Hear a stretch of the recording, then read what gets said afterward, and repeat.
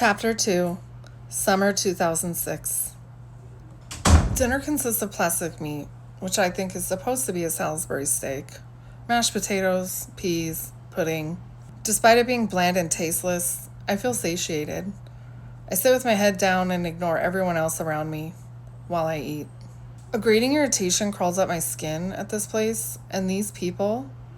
I suddenly pick up my cranberry juice, slam it down, grab my tray and napkins, and toss them in the trash. I head for the door. One of the behavioral health techs on the floor asks me if I want to come to group. I give him the "do I look like I give a shit about group" stare and respond with "no thanks." I brush past him and continue walking to my room. Showering feels amazing, even though I still feel weak and struggle to stand up for so long. I'm given a tiny towel that can barely be classified as a towel. The miniature shower space leaves me feeling mildly claustrophobic, so I close my eyes and let the water beat over my face and back. My mind begins to wander. I haven't called my mom at all since I was brought in, and she has the kids. The kids. I really hadn't thought about them since. I ignore the gnawing guilt that I'm a dreadful mother and begin to shampoo my hair with a sense of urgency, realizing I need to call her and check on them. They were probably confused, especially Mikey. I don't know how many days it's been since I was picked up. I'm guessing about 2.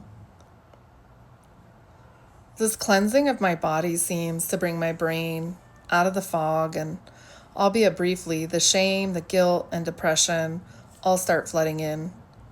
I try to distract myself from that in order to stay focused on the fact that I need to remember to call them as soon as I am dressed again. Since I have only the underwear I came in with, I slip on paper underwear the tech gave me when he provided the towel.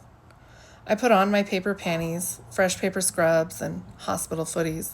I have no way to tie back my still knotted mess of a hair, so I just let it fall loose for now. I make my way to the nurse's station and ask about making phone calls. The snippy blonde bitch on duty looks at me and says, "No phones until evening group is over. You have to be in group or you have to be in your room until 7. It was just a question. You don't have to be such a fucking bitch. Thanks for your help," I bark at her. I'm irritable, and I don't like her tone. I storm off down the hall towards my room. I decide to lay down while I wait for this stupid group to be over, and I intend to make no effort to stay awake. I stare up at the ceiling, and this begins to turn the wheels of my brain into some dangerous territory. Shame, guilt, remorse. They start announcing their presence like the drunk uncle at a Christmas dinner. What does everybody think about me now that my secret is out? I'm not just some stupid drug addict. I was doing fine every day, managing. But it was because of the people that started hanging around that things got so out of hand. I'm not like those other people who use all their money on drugs and don't pay their bills or feed their kids. Things just function so much better on meth. I'm a newly single mom and my whole life has fallen apart. No wonder I started doing meth. It was just to keep up. People start walking down the hall. That stupid group must be over. And the phone's open now. My heart begins racing and my palms are sweaty. Even when I'm not getting along with my mom, we always talk, daily. I miss her, and the boys. Even though I'm not in the mood to hear her bitch about anything, I just want to talk. And I want to know how my boys are doing. I walk down the hall and see they have placed the phones out, and there's a sign that says to keep the calls limited to 15 minutes. If she starts in on me too much, the time limit will be a good excuse to finish the call. I dial her number. Phone only rings once before she picks up. This means she has probably been waiting on my call. "Hello?" she says. "Hey," is all I say, uncertain what to say. She asks, "Where are you? I tried calling around to the different hospitals. Nobody could tell me anything. The police told me they petitioned you for court-ordered mental health and that you were going to the hospital. But they did not tell me what hospital you went to. You know, Children and Family Services are involved. The kids are only able to stay with me because I went and picked them up when the police called." It's too much for me to hear right now, so I cut her off. Can I talk to Mikey? She puts Mikey on the phone. Mom, why am I with my Nana? I was scared. She says we have to stay here for a while. I know, I'm sorry. The guilt hits me like a brick now as I start to question what I've done. Mikey, be good for your Nana and listen to her. I don't know when I'm coming home, but I will see if you can come for a visit. He asked me where I am. I don't really want to say, but I don't want to tell any more lies. I'm in the hospital. Mikey says, why are you in the hospital? Are you hurt? I thought you went to jail because the cops came and you were in handcuffs. No, I'm not in jail. I'm in the hospital. It's where you go when they think you have emotional problems. He doesn't really understand what that means, and I ask him to put his Nana back on the phone. He hesitates. Then his voice shakes. Mom, you scared me real bad. I saw you. I was scared. Why didn't you listen to me when I told you to stop? My heart sinks. He didn't deserve to see any of that. I'm a terrible mother.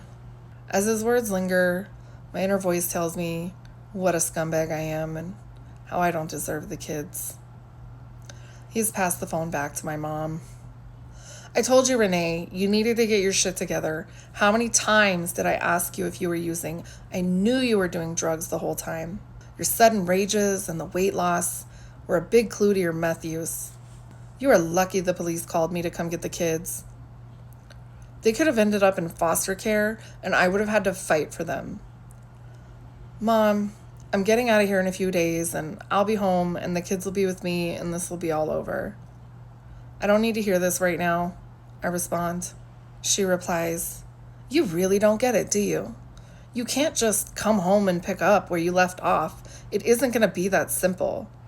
The only thing the police told me was you'd be on a hold and you'd have to see a judge and they get to decide whether you are coming home or not. And that is just the mental health court. I don't know if they'll be pressing charges for the marijuana or other paraphernalia in your house as well. It looked like a tornado had been through your home by the time the police were done. It looks like they picked up your trailer, turned it upside down, shook it, turned it back over, and shook it again. There is shit everywhere. I haven't even gone back over there because I've been busy adjusting to having the kids here with me the last few days. Oh, and some stupid-ass tweaker stole your TV, so yeah, she said. Boiling anger heats my face and constricts my throat as I yell into the phone. You just don't understand. I couldn't do everything by myself, and I was overwhelmed. I have to go. I'll call when I call. And I slam down the phone. Everyone around me heard me yelling, and now it is dead silent.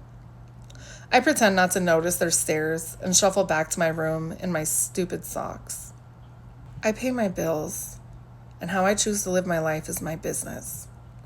But if this getting clean thing will get everyone off my back, I'll play their stupid game. As I re-enter my room, I lay down on my bed, rub my arms, trying to stave off the growing, clawing need for a hit. My skin feels like sandpaper over my thin, dehydrated arms, and I lick my parched lips. My head aches as the chill runs down my back. Meth keeps me warm, removes the headaches, removes the feels. I close my tired eyes and reminisce about how a bowl of good dope would be good right now, because this crash sucks, and I just want to be numb. I grit my teeth against the anger that wells inside me. I need something, pills, anything. Even though sleep isn't hard to come by now, my need for a hit is stronger than even the fatigue that drags me down. And I go to the nurse's station to tell them I can't sleep.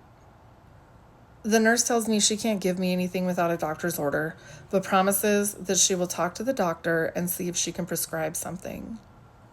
I'll have to ride this out. My hospital bed has become my new refuge, and I decide to go lay down in bed and not get up. My head is pounding, my gut is cramped. That's the end of chapter 2. Stay tuned and follow for chapter 3.